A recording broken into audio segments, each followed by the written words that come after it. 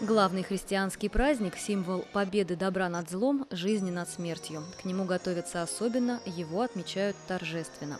Богослужение в Таштагольском соборе Георгия Победоносца состоялось ночью, а днем воспитанники воскресной школы посвятили празднику свой концерт.